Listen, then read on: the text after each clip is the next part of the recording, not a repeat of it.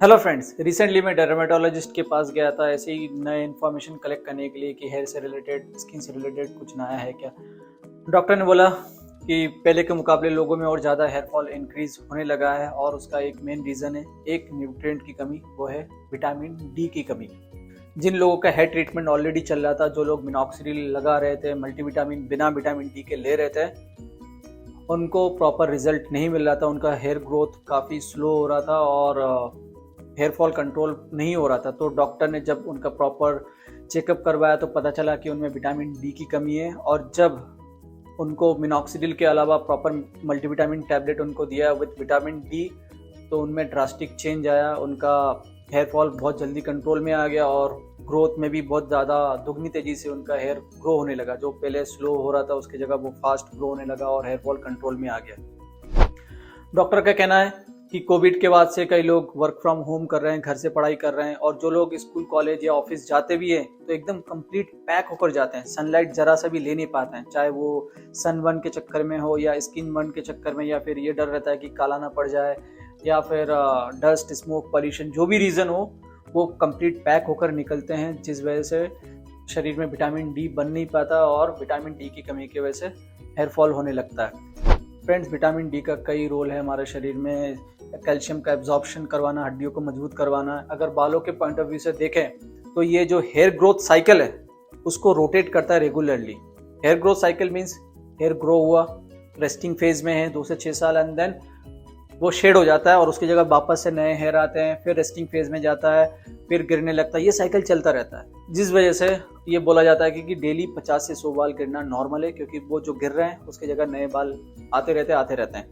और जब ये गिर रहे हैं और नए बाल नहीं आ रहा है या ग्रोथ स्लो है, तो कहीं ना कहीं न्यूट्रिएंट की कमी की वजह से हो रहा है। हो सकता है कि विटामिन डी की कमी की वजह से। तो ये जो विटामिन डी है ये रोटेशन को मेंटेन रखता है रेगुलर टाइम पे, गिरा और वहां पर से वापस से हेयर रीग्रो होने लगा ऑटोमेटिकली। तो ये साइकिल को मेंटेन करता है, हेयर फॉलिकल को हेल्दी रखता है, स्कैल्प के यहाँ पर मॉइस्चर प्रॉपर मेंटेन रखने का काम करता है। तो डेली रिक्वायरमेंट के हिसाब से हमें 600 से 800 इंटरनेशनल यूनिट्स के रिक्वायरमेंट रहता है। अगर माइक्रोग्राम के बारे में बात करें तो 15 से 20 माइक्रोग्राम डेली आपको विटामिन डी चाहिए। अगर आप डेली सुबह या फिर शाम को, जब सूरज एकदम सैफरन कलर का, गेरुआ रंग का दिखे, उस टाइम पे जब आप सूरज को देख सकते हो क्लियरली, आधा घंटा अगर आप एक्सपोज्ड रहते हैं तो आपको विटामिन डी जो चाहिए जितना शरीर में वो बन जाता है। रिक्वायर्ड जो विटामिन डी है वो बन जाता है और इसमें आप काले भी नहीं पड़ेंगे। जब आप सूरज को देख नहीं पा रहे वो धूप मत लीजिए, उसमें आपकी स्किन बर्न होगी।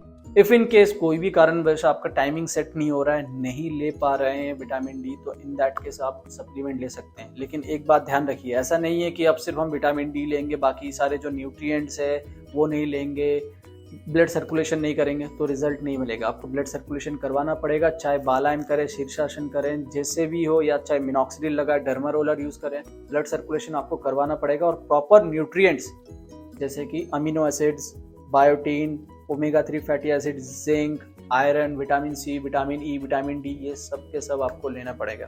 तो ब्लड सर्कुलेशन मेंटेन कीजिए, डाइट और डाइजेशन सही रखिए, प्रॉपर डाइट लीजिए। इफ इन केस जैसे कि आप जॉब के लिए या फिर स्टडीज़ के लिए बाहर रहते हैं, मेस का खाना खाते हैं, या फिर आपको टाइम नहीं मिलता, शॉर्टकट में कुछ भी बना के जैसे तैसे करके खा रहे हैं, इन दैट केस अगर प्रॉपर न्यूट्रिएंट्स नहीं ले पा रहे हैं तो फिर आप सप्लीमेंट ले सकते हैं। मेरे नज़र में पॉलीचार्ज अभी तक का सबसे बेस्ट हेयर सप्लीमेंट है, जिसमें कि हेयर को जो जो न्यूट्रिएंट चाहिए सब के सब है, अलग से कुछ भी लेने की ज़रूरत नहीं है। इसमें आपको 18 अमीनो एसिड्स मिल जाते हैं। देन बायोटीन की बात करें तो 10,000 microgram is equal to 10 milligram biotin आपको मिल जाता है। कुछ लोगों को कन्फ्यूजन है कि इसमें तो 10 लिखा है, आप 10,000 बोलते हैं, तो वो 10 मिलीग्राम है, जिसको आप माइक्रोग्राम में कन्वर्ट करेंगे तो 10,000 माइक्रोग्राम हो जाता है। देन सी वक्तौन का ओमेगा 3 फैटी एसिड इसमें है, देन विटामिन सी है, विटामिन ई है, जिंक है, आयरन है, विटामिन डी, ये सारे के सारे न्यूट्रिएंट्स आपको इसमें से मिल जाते हैं। अगर ऐसे ही सारे न्यूट्रिएंट्स आपको किसी और मल्टीविटामिन में मिलता है तो वो आप डेफिनेटली ले सकते हैं, ऐसा कुछ नहीं कि यही ले। तो मेरे नज़र में अभी तक यही दिखा है। बाकी सारे जितने भी मैंने अभी तक मल्टीविटामिन टैबलेट देखी है उसमें कुछ ना कुछ कमी है। या तो विटामिन डी नहीं होगा, विटामिन डी रहेगा तो ओमेगा नहीं होगा, ओमेगा विटामिन डी है तो बायोटीन नहीं रहेगा, बायोटीन ओमेगा विटामिन डी है तो अमीनो एसिड्स नहीं मिलेंगे, कुछ ना कुछ कमी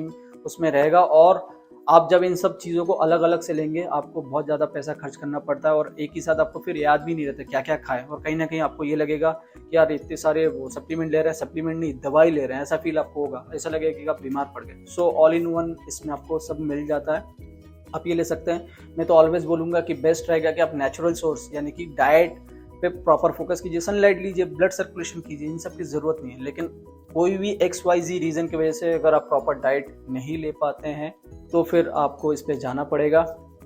इसको कैसे लेना है? इसको आपको डेली सिर्फ 1 टैबलेट लेना है खाना खाने के 20 से 25 मिनट बाद, चाहे आप ब्रेकफास्ट के बाद ले या फिर लंच के बाद या फिर डिनर के बाद। खाली पेट नहीं लेना है और दिन में 1 टैबलेट से ज़्यादा नहीं लेना है। इसके लिए आपको डॉक्टर प्रेस्क्रिप्शन की ज़रूरत नहीं है क्योंकि ये कोई दवाई नहीं है, ये सप्लीमेंट है।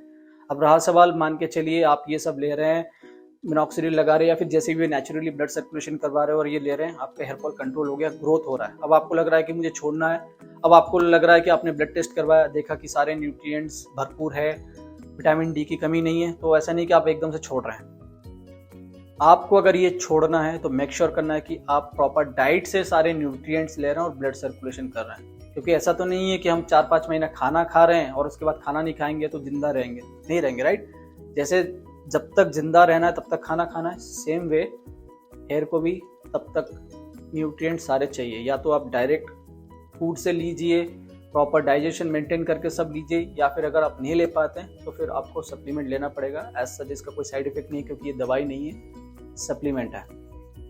तो फ्रेंड्स, अगर आपको भी लग रहा है कि भाई मैं मिनॉक्सिडिल लगा रहा हूँ या डर्मारोलर यूज़ कर रहा हूँ या फिर बालायम, हेड स्ट्रैंड सब कुछ कर रहा हूँ, प्रॉपर डाइट सब कुछ मेंटेन कर रहा हूँ, फिर भी रिजल्ट नहीं मिल रहा, तो एक बार आप डॉक्टर से मिलिए, सब चेकअप करवाइए, पता चला कौन से न्यूट्रिएंट की कमी है।